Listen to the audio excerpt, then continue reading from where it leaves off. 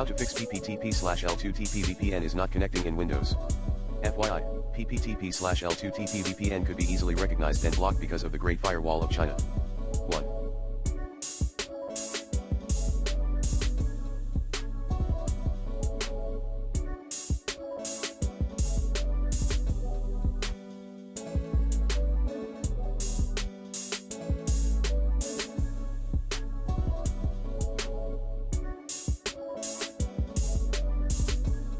Connect your system via an Ethernet cable.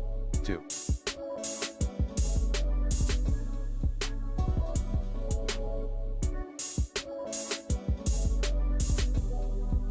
Uninstall the Windows Update.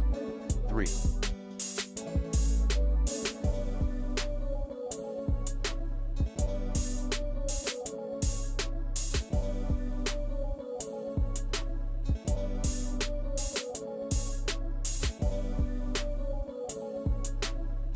Stop the Dell Optimizer service.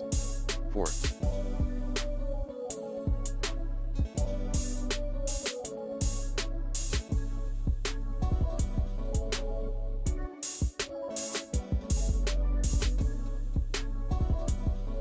Modify Windows registry.